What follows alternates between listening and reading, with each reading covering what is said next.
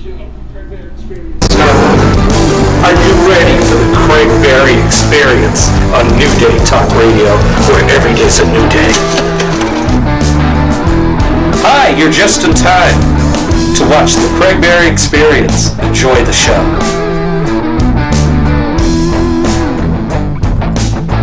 Well, hello everybody. Welcome to the Craig Berry Experience. I am your wonderful host, Craig Berry. Or maybe not so wonderful, I don't know. But I am your host, Craig Berry. Today we are honored to have Suzanne Kellner Zinck, who is a hypnotist and a master mind. What is it called? Master neuro-linguistic practitioner. Oh, an NLP practitioner. Yes, well, welcome to the show, Suzanne. I am very excited to have you along. And tell us, what do you do? What exactly do you do with hypnosis? What I do with hypnosis is I work with my clients who are feeling very stuck in their past, generally speaking, and they have no understanding of how to get into their present so they can create the future the way they would like it. And the way that we do that is through the unconscious mind, because all hypnosis is going from the conscious, bypassing it, really, the critical faculty of the conscious mind, and going into the unconscious mind. But I take it a step further than most hypnotists, thanks to my training. Okay. Because, see, the unconscious mind is there for a reason. The reason it's there is to protect you, which turns into defense mechanisms, which don't always work so well for the people who have created these defense mechanisms, especially if they've outgrown their usefulness. So if you have a woman who maybe has issues with sexuality, for example, putting on a whole lot of weight because of something that happened to her when she was much younger, that's not really helping her so much now, for example. So what we want to do is we want to use the higher consciousness, which is really what we consider your superconscious, or as Carl Jung would call it, the collective unconscious. So we bring in the spirituality. With the spirituality and their divine, they can get their unconscious mind out of the way, and then we can help them create the lives that they would really like to have, full of happiness, joyfulness, and purposefulness, easily and as effortlessly as any way that I've ever been able to find in my 53 years on this planet to make things happen. 53? You look 23. Thank you so very much. Well, good genetics. Yeah, well, good genetics, and of course, spending time in Massachusetts helps, all right? Or hurts. There are some good times. Well, yeah, whatever. All right, so folks, this is a really interesting topic. Please call in 213-984-1481. It'll be a really interesting topic for us. So, how long have you been doing hypnosis? I've been doing hypnosis since 2002 when I took my very first class with Julie Griffin back in Wakefield, Massachusetts.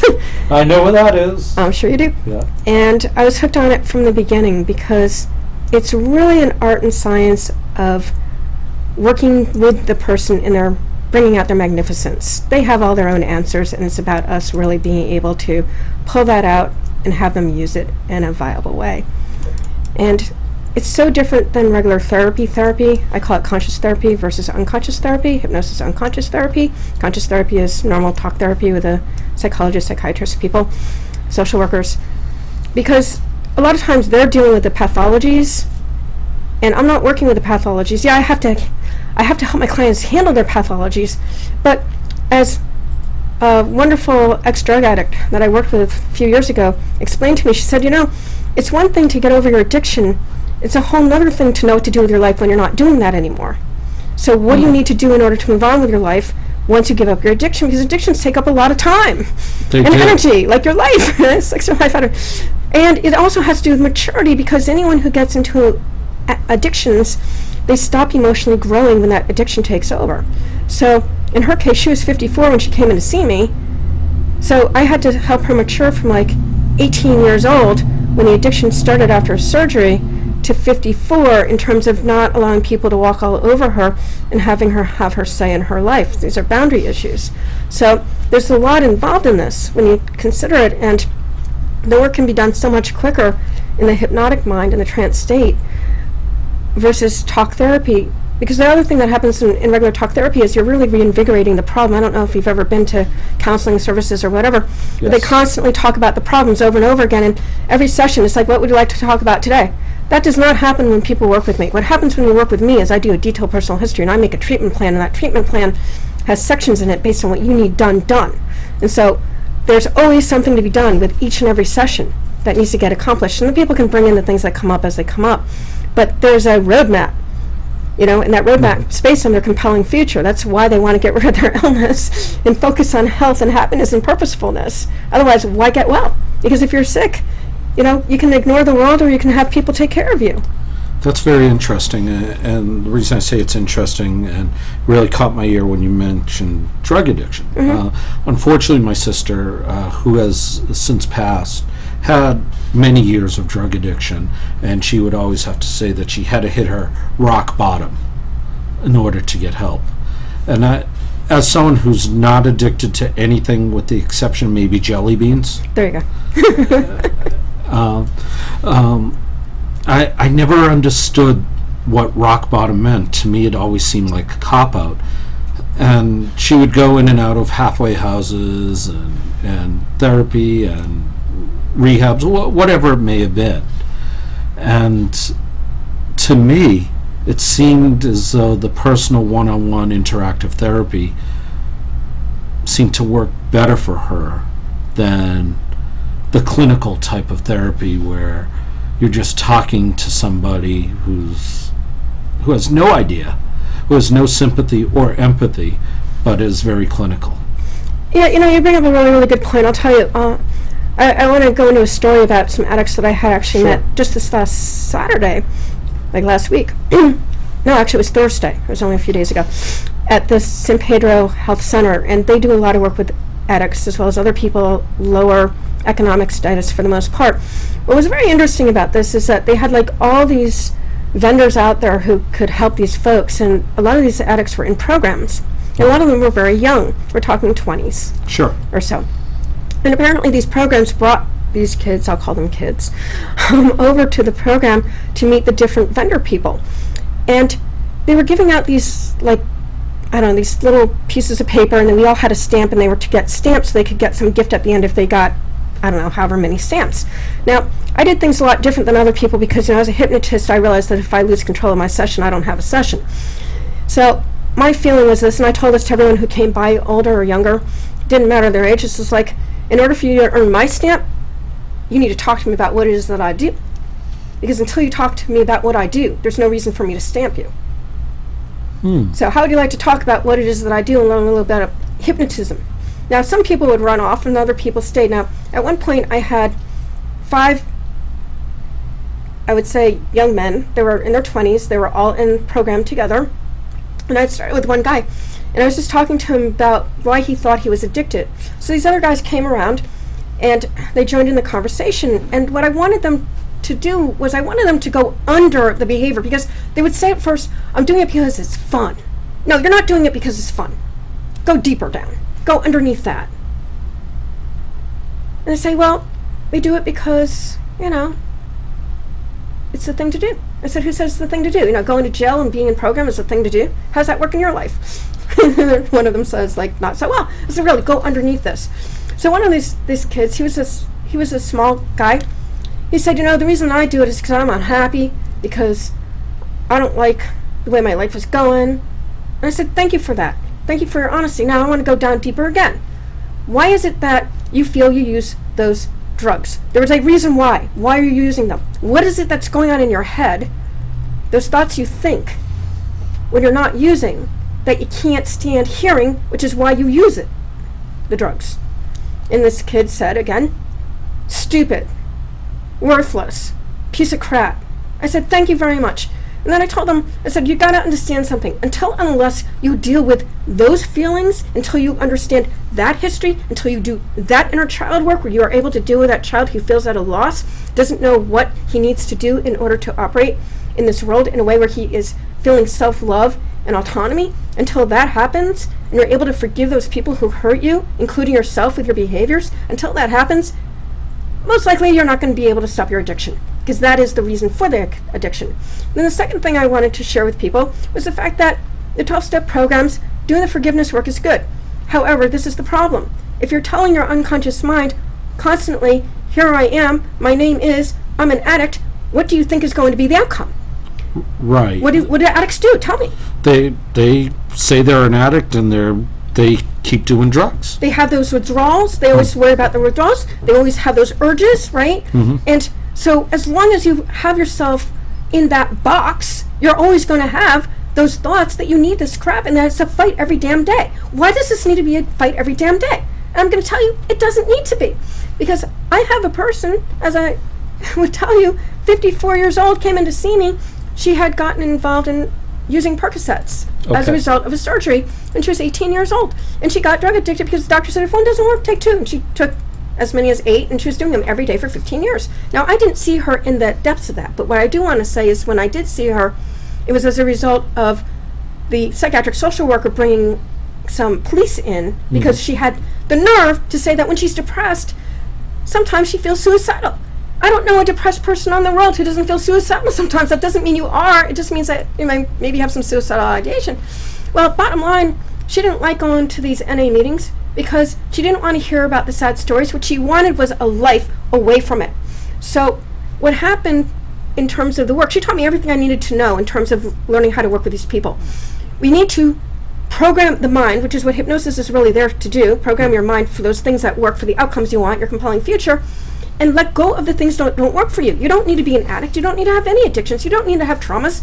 You don't need to just manage mental illness.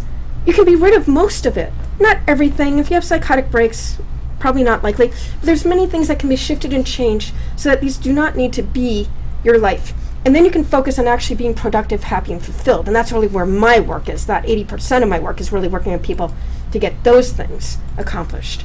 Productive, happy, and fulfilled. Absolutely, because what's a life worth living if you're not happy and have a purpose? I can't tell you how many people I've just dated since I've been here in California since August who tell me they don't have any fulfillment. They don't have any purpose in life.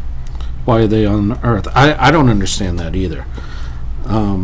Because you get into this thing that society tells you what you need to be happy. What do you need? You need to have the most toys. You need to have the biggest bank account. You need to have a family. You need to have the picket fence. Well, you know what? Not all of us give a damn about any of that stuff. Some of us just want to be able to have freedom. Some of us just want to do the things that light us up. And I can't tell you, going back to this fair, one of the things that lit me up more than anything else that day, and I left with, my heart was fulfilled that day. And I wasn't there to earn any money. Hopefully someone will come through and want to purchase my thing. But I had a kid, right? I was going upstairs to get some lunch. They were giving out lunch. And this kid, African-American, big, huge afro, all right? His name was... I shouldn't use his name, but anyway. What's his first name? Just his first name. It's a different kind of name. We'll just call him M for short. Okay. All right, we'll call him M. So I was wearing my, that light green sweater I wear with a little bow in the front there. Oh, yes. Okay, so I was wearing that outfit, and he just looked at me. He locked eyes with me. Dissociated. He was in a hypnotic state. I didn't do anything. See, people, you go into it all the time. You don't even know what it is. And there he was. I took him by the hand. I said, would you like to talk to me? He's just like, yes. I said, good. Take my hand. Let's go to my office. It was just like, one of the tables outside. And then I started talking to him. I said, what's going on with you today? He said, I'm sad. I'm really sad. I said, what are you sad about? He said, I'm sad about stuff that happened when I was young, and I can't deal with this. So anyway, we went into it, and I said, how would you like to get hypnotized? He was the first and only person I offered that to. Okay. And he said, I've never been hypnotized. I said, well, isn't that a really great reason to do it? Today, now, you have the opportunity. He said, okay. So I had him sit down, and I did it with him, and it really went back to when he was 4 and 6 years old, and he was poor and alone, taking care of his younger sister. And he got some really important learnings about, that he loved his sister, and that he was there to keep her safe, even though he was very young on his own. And there was a lot of really great learnings that came out. And then I ended with him, and I did some work with him. We call it anchoring in neurolinguistic programming. His feelings of love and care for himself and the things that he liked and the things that he wanted to do in his heart and in his mind.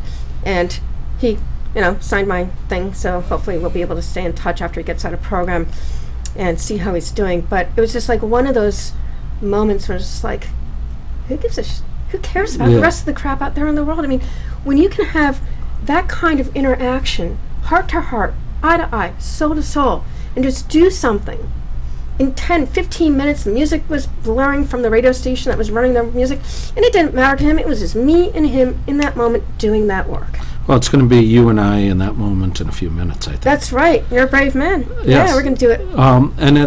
And for those of you who are watching, hypnosis, everybody is hypnotized every minute of every day. I do it every day in my real job. I'm a salesperson. It's called manipulating the mind. And that's all it is. Would you agree? It is.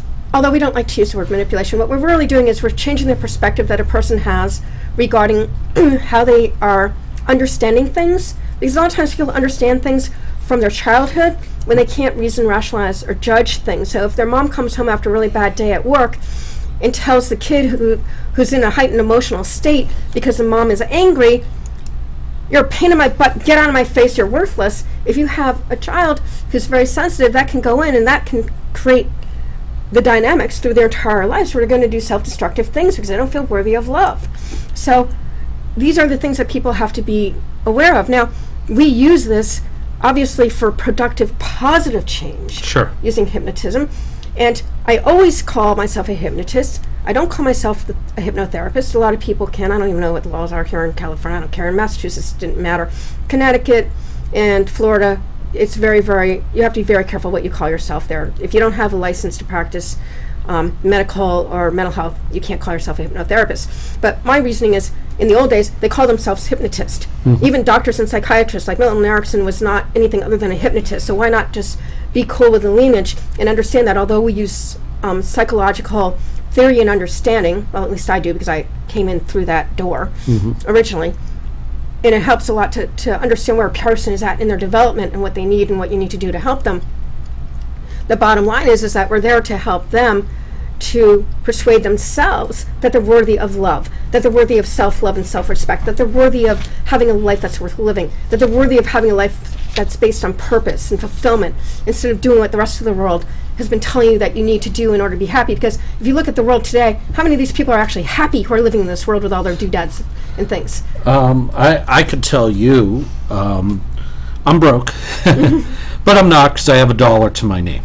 Congratulations. All right, so I'm not broke that way, but I am the most blessed person on earth because I've got the best wife on earth. What makes her the best wife? Because, I think people need to hear what makes a quality person, a person worth being loving toward, because I don't think a lot of people get that right. I think a lot of people put on a mask and they pretend to be something that they don't need to be. So what is so wonderful about your wife? Oh, thank you. Thank you for asking me that because no one has ever really asked me. But the things that are wonderful about Amy, number one, she's very empathetic and very compassionate. She listens. She listens. She listens. Sometimes she hears what I'm saying. Well, there's a difference. There is a difference. But she cares, and she's so supportive in whatever I want to do, as I try to be with her as well. And I'm really lucky because my past relationships, not so much. There was always some quality or qualities that were missing from another person. They either didn't listen to me, they didn't care, or they were so caught up in their own BS that it was impossible to get in through their door.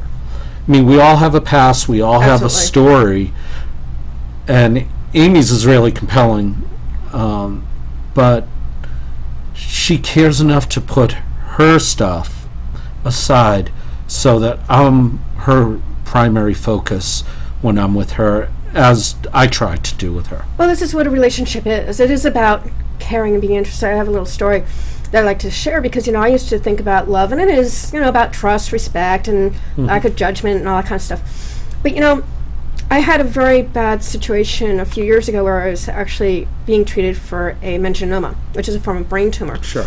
And it's not cancerous, but it was shown up because I was seeing double for a while. Right. And that's really scary when you work your entire life to get your life in order, to be able to not be mentally ill. I had manic depression for years and years and years until my trainer actually helped me to divest myself of it using timeline therapy.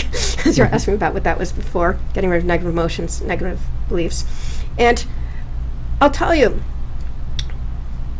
I went to my cousin Bill Fern, who I love dearly. In fact, he sort of has taken the place of my dad, who's been dead for 30 years now, in a way that I didn't think anyone ever could. And I was sitting there talking to him about wanting to go to Israel, because he did a family history, genealogy really, for 12 and a half years, and he found a lot of our family all over the world.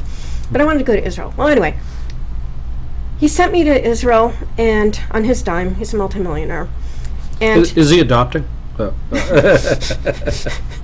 He has a lot of people he's taking care of right now. Okay. I'm not among them at the moment. Damn. However, he did more than his fair share with me. But my point is, what he kept saying to me as we were getting this trip together and as we were trying to figure out what would be really great for my own inner healing was, I care and I'm interested.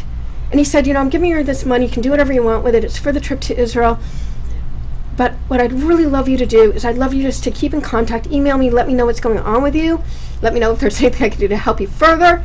Just, I care and I'm interested. So when you say that Amy says that she hears you and she's caring and she's interested, this is love, people. This is what love is about. It's not about you being stuck in your own bullshit from your past experiences. We all have our histories. We all have our hard times. And when I was working in mental health with a bunch of people who really couldn't function, they were actually in a day program where they could be safe because they needed to be in that, to have activities and people around in case they got suicidal or whatever. And I learned there what mental health is. Mental health is when you are focused on things outside yourself. When it's not all about me, and everyone has to dance around me and my problems, otherwise I'm going to be pissed off at them. It's not about being a victim and feeling like you can't do any more than what you feel you can do. It's about saying, you know what? There is a life outside of me that maybe if I did the Creator's work, actually, the purpose that we're here to do, whatever that is using our talents and gifts to make the world better for our having been here. That's my definition anyway. If we focus on those things, as one of my ex-clients, not hypnosis, and elder care many years ago, found when she was having problems with antidepressants, she was 61 years old when I was working with her, and she was in and out of the mental ward every other month for a psychotic break, okay? And what happened with her was she realized she got a volunteer job, a volunteer job working with cerebral palsy people who actually were deformed and could not talk. And she realized that she had a lot of love and care to give, and she realized that if she changed around her antidepressant, maybe perhaps she would have a little bit better of a life. And so I sent her to Boston University, where the bookstore is, and I told her, you don't have to buy the book, but just look at different antidepressants so that you can actually act like the adult you are with your psychiatrist and take control of the situation. I want you to know, 9 months later, she did a lot of other things. She actually moved out of that little apartment she had in that house in Watertown, Mass. She moved to Ithaca. She met a man who loved her for who she was. They renovated a house. They had a van. They went all around the country seeing her 5 kids, who she actually left because she was so sick, and her ex had actually remarried. And his 2 children for years and years and years and years, until he passed away. And I don't know, I lost touch with her. She's still around. She's probably in her 80s now. But this is the power that we can do when we understand that even in a trauma like that, where this woman was seriously, I told her we would see each other on Fridays. It's like, if you have something to do with your friends that's healthy and positive, like going to the Cape Cod or whatever you're doing, cancel. Yeah. I'll miss seeing you, but cancel. That is health and well-being. And that was the thing right there that helped her to get healthier and healthier and healthier. If we focus on what's wrong, all we're going to get is what's wrong. And every hypnotist on this planet ought to know and ought to teach their clients, first and foremost, you focus on what you want, not what you don't want. If you have a don't want, in quotes, make it a want. Well, and exactly, and we'll take a break in a sec, but I just want to let you know, I have eliminated a particular word from my vocabulary. Can't. It's a great word to let go of. It's because I think you can do anything. You may not want to do everything or anything, but you can. For example, people say, "Hey, you can't be a doctor."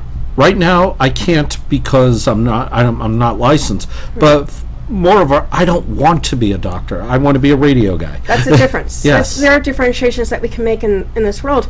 I think another word that needs to get taken out of our vocabulary, and I take this away from every single client who sees me, is the word try. You either do or you don't. Do you pick up the thing or do you not pick up the thing? You don't try. You just make it happen or not, and that's the decision that you make. And then also the word but. Because every time you say the word but, what happens is you just negated everything you said up to the but. So I tell my clients, use the word and.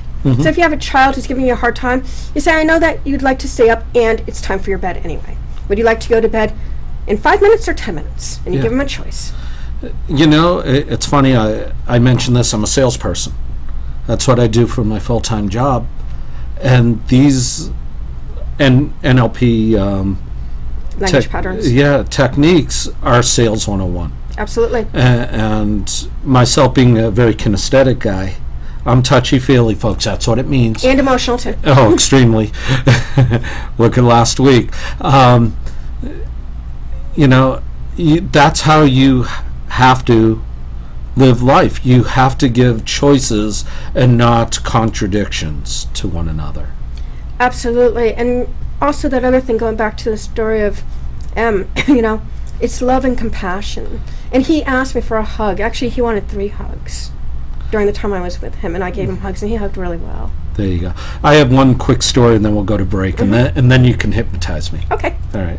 Yes, I'm going to be hypnotized, folks. As long as I can operate the board, I'm good. The other day, today's Saturday, so it was yesterday. I was in Hawthorne, California, and I was meeting a client that I wanted to talk to, but he was running a little late, and across the street was a donut shop where I wanted to get my lottery ticket. And I get to the donut shop, and there's an elderly gentleman, probably 65, 70 years old, homeless, crying his eyes out. Absolutely crying. And I felt terrible. I put down my computer, I sat down next to him, and I said, "What's wrong?" And he was telling me about how his wife left him years ago, and he hasn't seen his kids in years, and everything manifested and so forth. And I was talking to him, and at the end of the conversation, he grabs my hand and says, "Thank you." I said, "For what?" He says, "You're the first person in 20 years who listened to me, who didn't kick me aside, who just wanted to help." I said, "You know what, I'm going in next door. I'm going to get a cup of coffee. May I buy you a cup of coffee?" He said, "Yes, please." I said, "Okay." Go to buy him a cup of coffee. The owner of the donut shop said, "Absolutely not. You're not buying him a cup of coffee." I said, "Why not?" He says, "Because I am buying him a cup of coffee." Wow. So kindness begets kindness. Oh, it absolutely does. And, you know, this is the thing, you know, so often we look by people, or we look through people. We don't look at people. Exactly. Exactly. Well, guess what? When we come back, I am getting hypnotized. Yay. Relaxed. Relaxed. So we will be right back right after this from I Care for Your Loved One, Compassionate Senior Services. I Care for Your Loved One Compassionate Senior Services provides the following services: senior companionship, transportation, errands, assistance with activities of daily living, meal preparation, medication reminders, bathing assistance, respite care, personal compassionate care through our friendly, adaptable, and fun-loving caregivers. Through our compassionate care, we are able to help our clients feel like they have all the comforts of home, whether they live at home or are in an assisted living situation. We treat our clients like they're our own family. If you're searching for truly compassionate care, please call area code 310-489-9111. Again, that phone number is area code 310-489-9111. You may also visit us on the web at www.icareforyourlovedone.com. I Care for Your Loved One Compassionate Senior Service. We put the compassion back in caregiving while making the process of aging a little less scary. All right. Well, we are back, and like I promised, I'm about to be relaxed. So all hypnosis is a relaxed state where we just do what we need to do. Okay. So, Suzanne, go ahead. Do what you got to do. Well, first thing that I need you to do is come a little closer. All right. I am going to come a little closer, and I'm going to bring the camera with me. All right. If I can. If I can't, it's okay. I will put the camera on to Suzanne. They do want to see you do this. Well, yes, but they'll do this. I will come a little closer and I will move over here. Careful of the thingy. The light thingy. Yes, thank you. Thank you.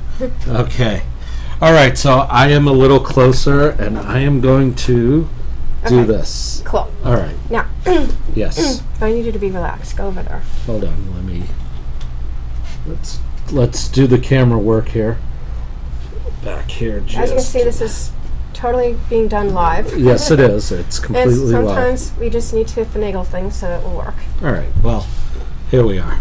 All right. We really want it kind of more on you than on me. Okay. Kind of on me. And Yeah, that's we'll good. do it that That's way. fine. Okay. So, what I want you to do first of all is, I want you to can you do this with your eyeglasses off? Sure. Take off your eyeglasses. And what I want you to do first of all, we always have our clients take a nice couple of deep breaths in and hold them because that oxygenates the breath. You can let it go. And when you oxygenate the brain rather, you relax. Okay. Good. And you can lean back a little bit. It'll be fine. I can see you're still there. Lean back, it's okay. You're fine. Good. Now what I want you to do is, I just want you to focus your eyes way up high, like all the way back in your head. And I want you to let them get tired, very, very tired. And when they do so, they're going to blink. Just let them blink, because they don't like being up there. Good. Close your eyes. Deeper, deeper, deeper, relaxed. Deeper, deeper, relaxed. All the way down. Just let it come down. Good. Now, what I want you to do is I want you to imagine a beautiful staircase. It's floating in the sky. It's got 10 steps. Make it marble or wood, beautifully carved. It's your special staircase. It's going to take you to the most beautiful place you've ever been in your life. So, create something beautiful. When you have that in your imagination, just let me know. Okay. Now we're going to go down each step together. You're going to stay safe and sound, aware of everything that's going on here as best you can while going into a nice, deep, wonderful trance state so we can make these changes you'd like to have made. Starting at the top step, going to the 9th, to the 8th, deeper, deeper, relaxed, to the 7th, to the 6th, to the 5th, deeper, deeper, down, to the 4th, to the 3rd, to the 2nd, deeper, deeper, relaxed, to the 1st. Now go to step 0, where you're in your most beautiful, relaxed place, wherever that is. And I'd just like you to enjoy that for a few moments until I tell you to do otherwise.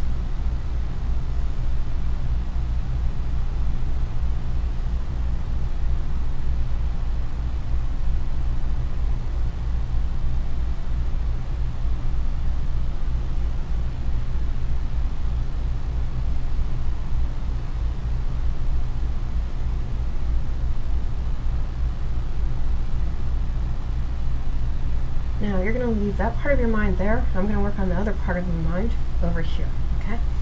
But I'm going to bring you up into your divine place first, before we do the work. So what I'd like you to do is I'd like you to tell me, what do you call your divine? Do you call it God, Jesus, universe? What do you use? God to a certain extent. Does God work for you? If God works for you. If it doesn't work for you, Yeah, something else. to a certain extent. You want to use universe? Yeah, Okay. universe is probably better. Universe or the creator? No. Okay, the universe. Okay, great. We have to use something. Now notice that he changed the way that he looks, so we want to make something that works for the client, because if you go against the client, that doesn't work so well. So we're going to use the universe. So what I'd like you to do is I'd just like you to call in the universe, and you're just going to get some sensibility that the universe is there with you. So when you have that, just let me know. I'm there. Great. Now, we're going to count you up at the count of 10, you're going to be up there with the universe, okay? You're divine. Which is going to help us to do this work a lot easier. So here we go. 1, 2, 3, 4, 5. Halfway there. 6, 7, 8, 9, 10. So now we're ready to do what we're here to do. So Barry, Yes. you've been having some hardships these last week or so. You had a bit of an accident, from what I understand. Yes, it was beginning of the month. So, why don't we first go to that accident. I'd like you to go to that accident. We're going to get a positive learning off this accident, okay? Okay. So what I want you to do is I want you to go float above the event. So go back in time to that event, and you're just going to float above that event. You're going to look down on that event, and you're going to get something called a positive learning on this event. Positive learning means it needs to be stated in positive. So negativity is not allowed. All right? So when you have that positive learning or learnings, let me know what they are. I was stopped. Mm-hmm. I looked to the left. It was safe. No one was coming. Okay. I looked to the right. It wasn't safe, so I remained stopped. Then I looked to the left. Again, no one was coming. I looked to the right. It was one car, so I edged out. And I didn't see the other car when impact happened. Okay, so that's what happened, but I want you to go above that event, look down, and get me a positive learning. What did you learn positively off that event? Because there's some positive learnings there, so go get them, like right now. Well, one of the positive things that I could learn from that event, You are learning. or are learning, I should say, is that I probably need to even look further to the left to make sure no one's coming. Another positive thing was Amy and I were together, and we are okay. Excellent. Anything else? And cars can be replaced, but, well, people can't. Exactly. Now, what I want you to do is I want you to... Have you had other issues like that, things like that that's happened in the past where, there were some accidents that happened that maybe didn't work so well for you? Not so much a car accident. Any kind of accidents? Yes. Have you had other accidents immediately before this particular accident? No, not physical accidents, but other emotional accidents. Okay. And something that you may not want to call an accident. Okay, so this is what I want you to do now, okay? I want to go back, all the way back to that very first one that happened, whenever that was, and that doesn't have to be a week ago, it could be whenever it was, okay, in your time. I want you to go all the way back there, and when you're there, just let me know that you're there. I'm there. Okay, good. Again, I want you to go above that event, and I want you to have positive learning on that event. Okay. Go ahead and tell me what it is. It was my very first one was a car accident 2 days after I got my driver's license. Okay. And what's your positive learning on that one? Positive learning was I am okay. I did not get hurt at all. Okay, cool. Now, what I want you to do is I want you to go before that event, anything that led up to that event, and I want you to tell me if there's any negativity due to accidents, okay, that's there at all, or if it's disappeared now. No, it's gone. Good. Now what I want you to do is I want you to go from that event there, and you're going to come all the way up to now, and you're going to get your positive learnings on each of those events all the way back to now, and when you're back at now, let me know you're back at now. I'm now. Already now? Okay. What was the themes that you got with these learnings? I'm okay. You're I'm fine, and that as long as I'm okay and the people that were with me are okay, everything else can be replaced. Cool. Now, what I want you to do is I want you to go back into the past to one of these events, and I want you to tell me what you might have done differently based on what you learned. Does it have to be a car accident or any event? It can be any event that has to do with accidents. Okay. Well, in college, I could have not been with that woman. Yeah, you could have not been with that woman. Yes. Would have made life a little easier, yeah? It would have made life a whole lot easier for me. Now, I want you to go into the future, an event that happened accident-wise or something that you felt bad about, and I would like you to go get a new response to that thing that can happen again in the future, and tell me what that is. New response to something that could happen in the future. Yeah, something that happened in the past that could happen again in the future. Well, another car accident could happen in the future. Yeah, what's your new response to it? I'll be fine. The car can be replaced. I'll be fine. Whoever's with me will be fine. Now, this is the thing. I want you to think about, because you said that you're irritable and difficult to be with? Is this a problem? I have been the past few weeks, yeah. Okay. I want you to go back to the irritability, and I want you to acknowledge who you've been irritable to. I've been irritable to my wife and pretty much anybody who's been breathing around me. Okay. This is what I want you to do. How are you feeling about that? Guilty. Yeah, so I would imagine. You're going to do the same thing, but we're going to do this with guilt, okay? Okay. I want you to go back in time, and I want you to get positive learnings on every time that you felt guilty for being irritable around all these people after this accident, okay? And take your time with it. Just make sure that you get those positive learnings from the beginning when this happened to now. When you're done, let me know. Well, at the beginning I wasn't so irritable. I had to go through certain emotions. Last few weeks I've been irritable and guilty that I've been irritable to these people, especially my wife. So go above them and get your positive learnings off these irritabilities. Well, I have the positive learning that, again, material things can be replaced, human life cannot. What else regarding these people? And these people are there for me, and I'm sorry that I've been irritable. Okay, why don't you bring them up in front of you right now? All of them. Bring up all the people. Yeah, just see them all in front of you. Okay. You can imagine that, yeah? And what I want you to do now is I'd like you to just apologize to them, each and every one of them. And you can do this in your own head. You don't have to do it out loud. But I would like you to apologize to them for your irritability and let them know whatever it is that you feel like you need to let them know so that you can let go of this feelings of guilt toward these people especially. Go ahead. Go do it. When you're done, let me know. Got it.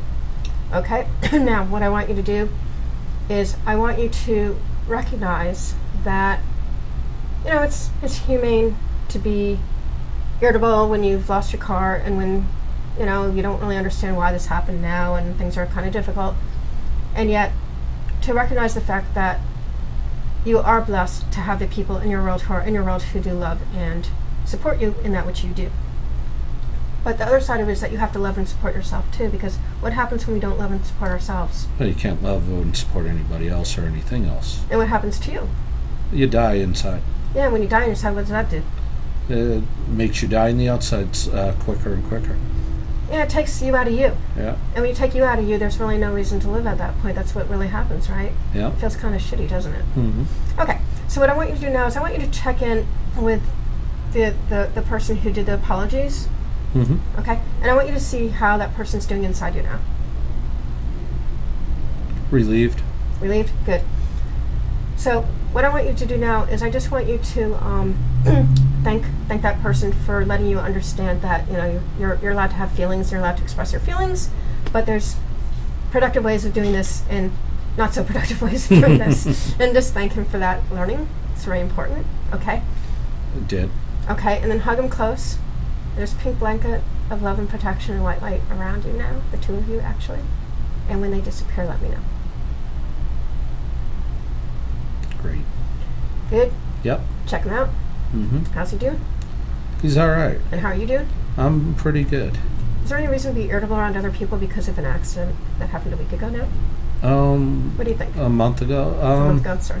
That's all right.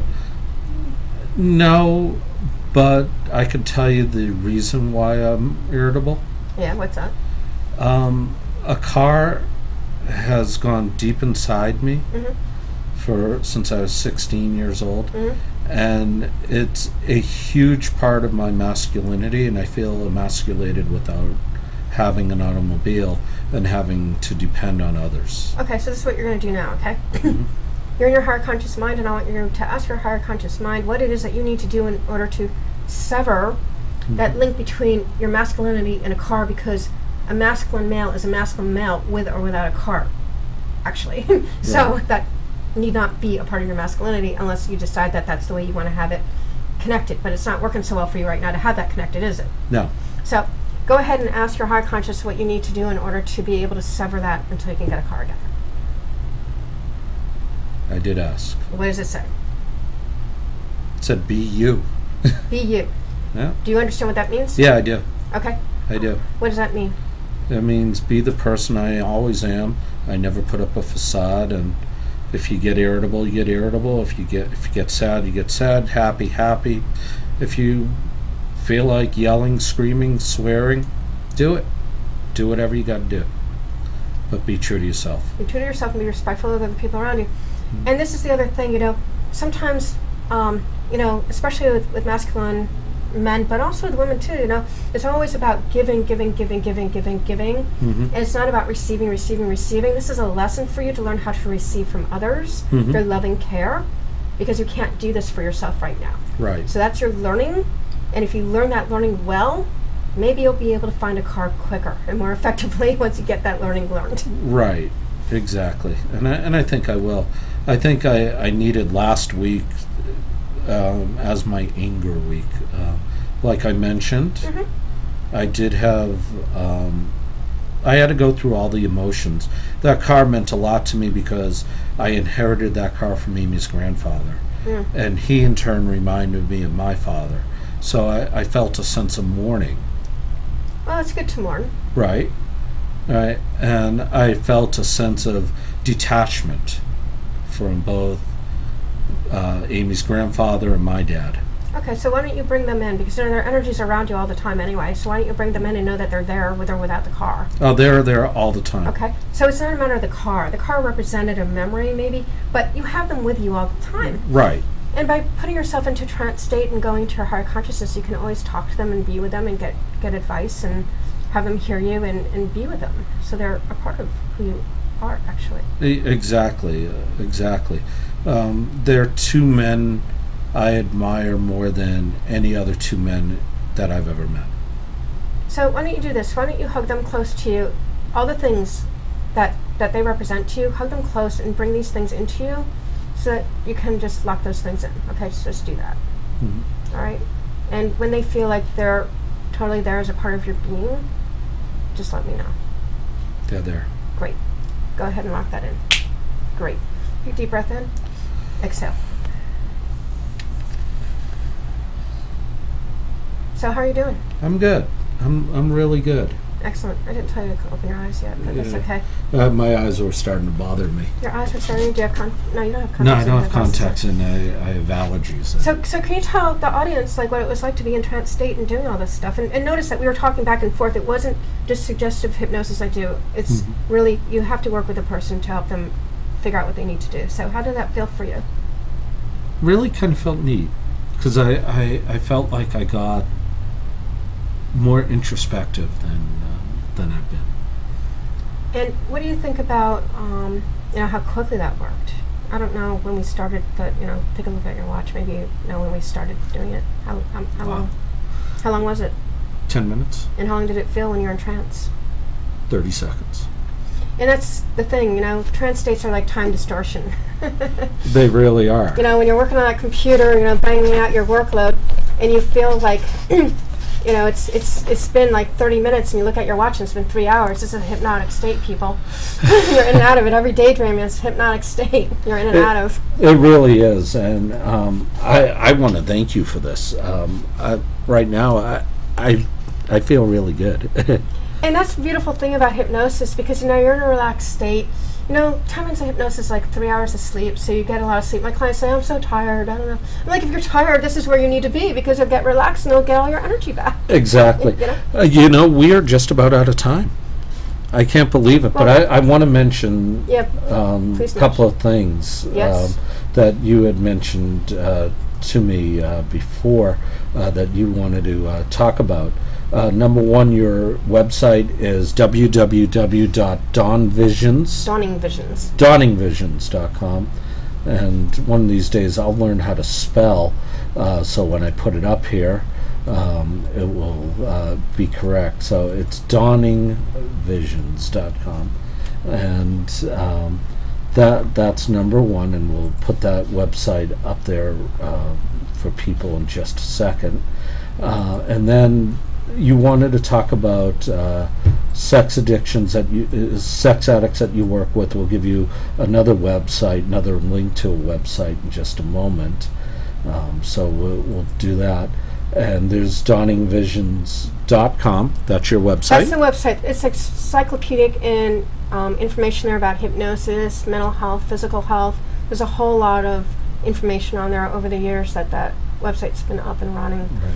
And then, of course, over here, it's dawningsvisions.com/Kellner-sex-addiction-clearing-technique-training-client.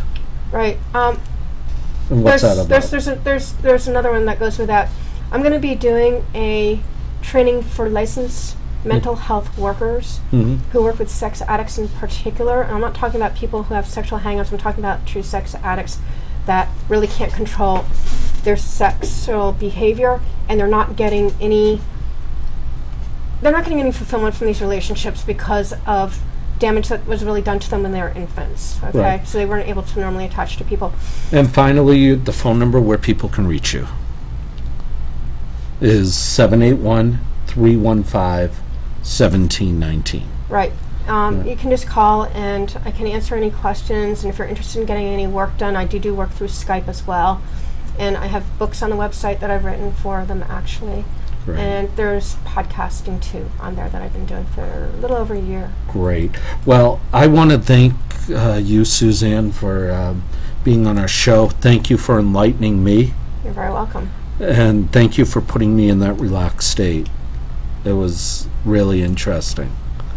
Even though I was conscious. And You are supposed to be conscious. If you weren't conscious, I wouldn't be able to talk to you and get answers, correct? You're actually in a heightened state of emotion. perception, actually, where between you and I, the only thing that matters to you when I'm hypnotizing people is me and my voice, actually.